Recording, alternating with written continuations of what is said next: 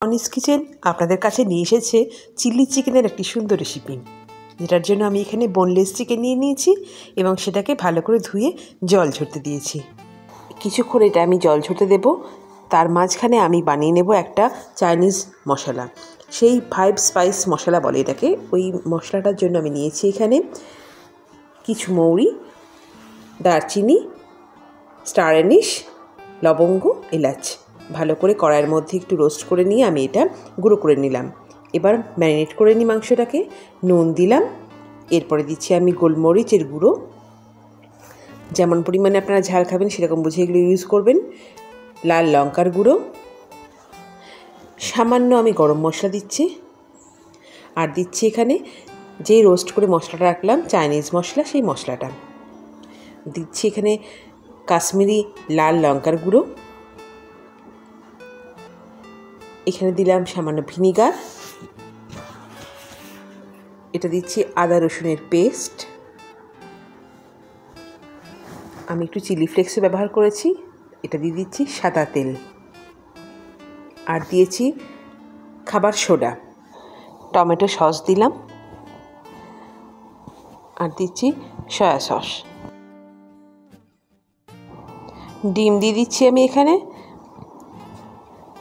মোটামুটি 3-4টে ডিম আমি এখানে ইউজ করেছি। এরপর এগুলো দিয়ে ভালো করে মাখিয়ে নিতে হবে। কিছুক্ষণ পর আমি এটা মেখে নিয়ে আধ ঘন্টা রেস্ট করার পরে আমি এখানে কর্নফ্লাওয়ার আর ময়দা দিচ্ছি। 3:1 রেশিওতে আপনারা অবশ্যই দেবেন, কর্নফ্লাওয়ারটা বেশি, ময়দাটা কম। তারপর এগুলোকে ভালো করে মেখে নিয়ে আমি সাদা তেল নিয়েছি ভালো করে গরম করে, তারপর এটাতে ফ্রাই করে নেব। ফার্স্টে আমি পকোড়াগুলো তৈরি করে নেব।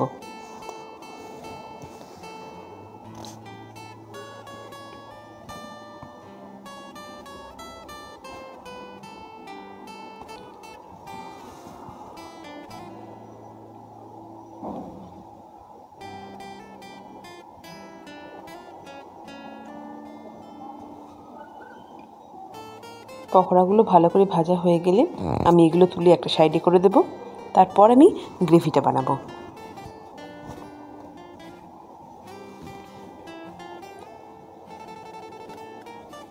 প্রথমে আমি এখানে দিয়ে দেব একটু রসুন, কুচনো রসুন দিয়ে দিলাম, সামান্য পরিমাণে আদা দেব, খুব সামান্য পরিমাণে।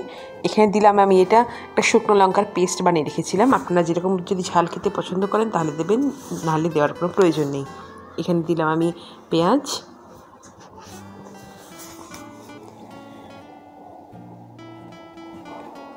চিলি চিকেনে পেঁয়াজ ক্যাপসিকাম খুব বেশি ফ্রাই করার কোনো প্রয়োজন নেই, তাহলে যে ক্রাঞ্চি ভাব থাকে সেটা থাকে না।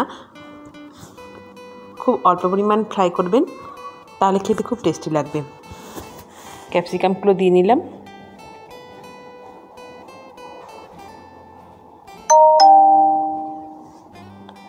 হালকা নুন দিয়ে নিচ্ছি, একটু গোলমরিচ দিলাম,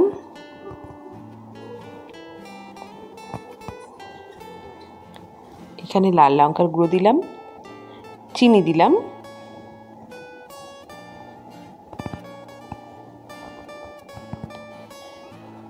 এখানে কাশ্মীরি মির্চ দিলাম। নুন চিনিটা আপনারা নিজেরা পরিমাণ মতন ইউজ করবেন, ঝালটা অবশ্যই যেরকম ঝাল খাবেন। আর চিলি চিকেন একটু ঝাল না হলে তো টেস্টটা ঠিক লাগে না, ওই জন্য আমরা একটু ঝাল ইউজ করেছি। একটু হালকাভাবে ফ্রাই করে নেব এটাকে। করে নেওয়ার পরে এখানে একটু ভিনিগার দিয়ে নিলাম।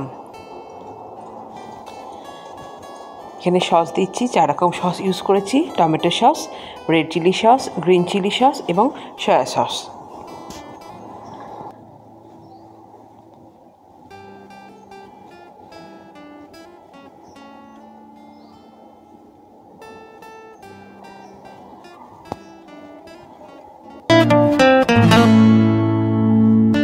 এখানে আমি চিকেনটা ম্যারিনেট করে রেখেছিলাম যেই পাত্রে, সেই পাত্রটা ভালো করে ধুয়ে নিয়ে জলটা দিয়ে দিলাম। তারপর আমি চিকেনগুলো দিয়ে দিচ্ছি, পকোড়াগুলো। আপনারা চাইলে যখন যদি ড্রাই করতে ইচ্ছে হয়, তো ড্রাই যখন বানাবেন তখন অবশ্যই আপনারা জল ব্যবহার একদমই করবেন না। সস দেওয়ার পরে চিকেন পকোড়াগুলোকে দিয়ে ভালো করে নাড়াচাড়া করে মশলা আন্দাজ মতন দিয়ে, নুন মিষ্টি অবশ্যই আন্দাজ মতন দেবেন, নিয়ে আপনি নামিয়ে দেবেন। এখানে আমি এটা ইউজ করলাম যে 5 স্পাইসেস বানিয়েছিলাম সেই মশলাটা, আর এখানে স্প্রিং অনিয়ন। ভালো করে আমি মিশিয়ে নিচ্ছি, তাহলে আমার রেডি হয়ে যাবে চিলি চিকেন। দেখুন আমার একদম সুন্দরভাবে রেডি হয়ে গেছে, খুব সুন্দর এসছে। দোকানের মতন একটা কালার ইউজ করে দোকানে, ওই কালারটা আমরা ইউজ করি না, কোনো রকম আজিনোমোটো আমরা ব্যবহার করিনি। আপনারাও এরকমভাবে বানাবেন এবং আমাকে জানাবেন কেমন লাগবে। খুব ভালো থাকবেন, সুস্থ থাকবেন। নমস্কার।